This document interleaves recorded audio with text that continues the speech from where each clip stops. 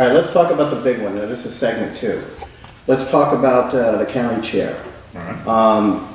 From the onset, it was Carl Persis, Ted Doran, and that other guy. Jason Davis. Whatever his name was, that guy that was a Gulf War vet, that he was on a radio show or something. He's or a terrific young man. he was in a You should war. talk to him. Oh, come on, Henry, you're I'm You're being just being- sarcastic. I know, you're I'm talking about pretending to be what I a- read in the print media, where I remember the very first story on the qualifying where they had that photo op for Ted Doran, which I really made a big deal out of, and where it was like 2 minutes before the qualifying was done, and then they just happened to be there with a picture. And Jason Davis got this little mug shot on the inside jump page, and the other two got big display photos. But it's kind of funny. Jason Davis kind of stood his own. He kind of he marched his own beat. He was low key. He didn't challenge anybody. He just kind of stayed with the issues of, the idea that Which is great. I think that's how campaigns should be run. I couldn't It's agree dirt. more. It's very great. low key, even keeled, no temper, no raising of the No, voice. no. Whereas I remember our debate we had at the Brandon Center. You remember, Sally? Yes. And Stan, you were there. Where Doran was just like, I warned all three of them at the beginning that we weren't going to have this kind of thing, and lost control early on. Persis was very meek, and Doran was domineering, and Persis really picked up after that. He came on much stronger, and he recovered very nicely. 42% of the vote. Yeah, that's Or good for maybe him. less than that. I Good don't for remember us, the but exact good for numbers, him. but not enough obviously to win it outright. And Davis did quite well for himself, getting Yes, he 20-something%, and Doran just tanked it. I think people do resent the intensity of the mudslinging. And in this response, he spent a lot of money, $190,000, spent a lot of money. Of his own money. Of his own money, but that has a But problem that goes with it too, in that if you put your own money in, that means you believe in yourself. But if that's all that you have in, and you have no public support and no people that say, I'll vote for you, Ted, unfortunately, you're not gonna win. Well, And that's exactly what happened. Yeah, let's talk about this for a second. Here's Ted Doran. I call him the power attorney. The guy that has the muscle when it comes to dealing with public officials and public entities like the school board and those kinds of things. He puts in his own money. You got to give him credit for that. Absolutely. Almost $200,000. I do. And he was very adamant, and he made some really good points. The problem is he took it to an extreme. I think the death knell from him, right from the onset, was that TV commercial about the woman that died because of fire. Evac didn't respond fast enough in Edgewater, except it turns out that the firefighter on the commercial, or paramedic fight, wasn't from Edgewater, he was a Daytona Beach guy. And Doran suddenly had, 5 dead people instead of 1 or 2, and all of them didn't coincide with when the county took over the ambulance, evac services countywide. So a lot of this was kind of like, in your face, Well, and it kind of blew up. But he is that kind of a person. Well, I think anytime you bring death into the equation in a commercial, you're running some dangerous You have to be area. very careful if you're going to heat up a campaign in that way to make sure that your facts are exactly accurate. Because if they are not, the slightest little glitch in your presentation will simply just destroy the whole thing.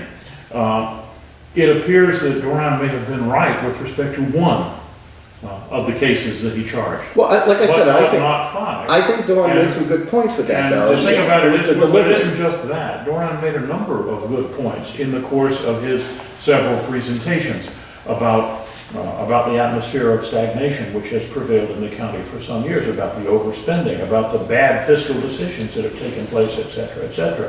I mean, you have to give Doran credit. He knows the issues, knows where the bodies are buried. That said, it is the way in which he went about Right. it that hurt him so badly. And- Well, it's kind of like a and which sledgehammer. Which you hurt know. the 2 Democratic candidates in general. I mean, first of all, they underestimated Jason Davis, who was a much stronger candidate than they thought he would be, simply because he's not an insider. He's not a man who has done the normal things that one does, serving in Well, he boards wasn't, and things like that. let's be real about this. He wasn't plugged in at all. He was just a regular guy, a veteran of war. He ran one time for what, a congressional seat? But the point with Davis But he was consistent. is that he is sharp, he is Yeah. an intelligent fellow, he is a man of character. And of course, he is a man of proven courage, but that's a different issue. Right. He is a man who, because of the nature of the struggle, the infighting and the viciousness between the other two candidates, he stood out in a very positive way.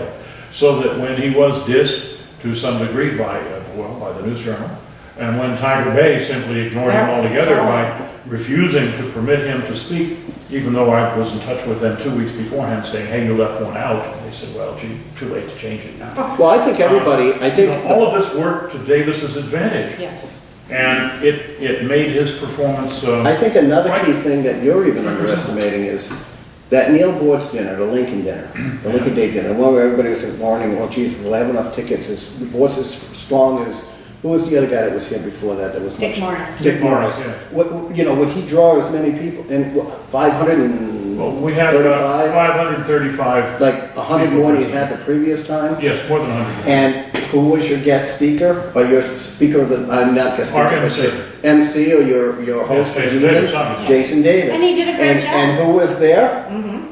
Ted Doran, the Democrat. And Ted Doran, you must have set this up as an executive committee No, I chair. don't think he would do that. How would Neil Bortz know who the heck Ted Doran is? Unless Ted Doran gave a shout out down Would to you be Washington surprised? DC area, wherever Bortz is from. Where is he from anyway? Georgia. Well, But he lives in Naples. he lives in Naples, Oh, Florida, but Florida. yes, he's originally from Georgia. So, but the thing is, he's mostly a Washington insider guy talking about Republicans and Democrats and the conservative point of view. So how would he know anything about Ted Doran? Well, that That was was kind of fun. funny. I Sharp like fellow, he does a little bit of research before. But before he Doran comes to though, give Doran kind of like took it tongue in cheek and he, Yeah, you he know, did. he didn't, I thought he handled that very I well. thought that was some positives for him, but And one thing as a positive for Doran, despite the fact that he's pretty bombastic and relatively arrogant and somewhat difficult, that's really what the county needs. And I hope Jason is not too meek. Wait a minute. It's the same, if you get Carl Persis back there, you've got, nothing has changed. It's the same spendthrift people. well, I They're don't, going you to know, study for everything. let's be We fair need about new this. blood. Frank Bruno was a dominant, he was the face of Volusia County. For a long Whether you time. like him or dislike him, That's exactly right. Frank Bruno, you knew who he was, you know what he looked like. But I mean, he has the look of Politician. a politician, but he had a strong voice. I mean, whether you agree with him or not, he commanded an audience. Carl Persis, for years, has been behind Bruno, and you have a very strong-willed county manager in Jim Deneen. I have never, in 27 years of covering local stories in 4 states, seen a county official challenge in the newspapers, in the media, someone like Ted Doran over the ambulance issues. You just don't do that. That's just not, you know, that's your bureaucratic limitations. But he did. What does that say, Stan? What does it say, that Doran made that challenge? No, that Deneen came out of himself. Well, as you say, Deneen is a very powerful official.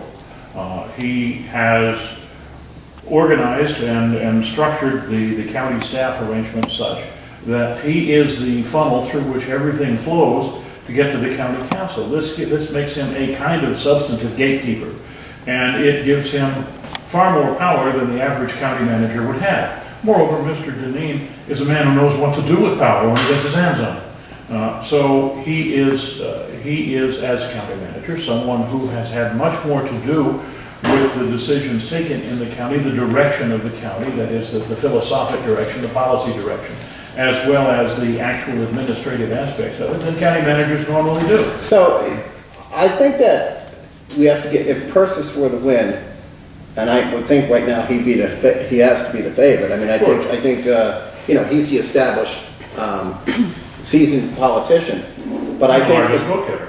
right, well. But people Of the are three. not, Of the three, the Right. largest vote getter. but Yeah, people so- are not necessarily ready to vote for another establishment person, whether it's a Democrat or a Republican. Well, I hate to tell you, but most of the candidates, except for like a Rich Gailey and Deltona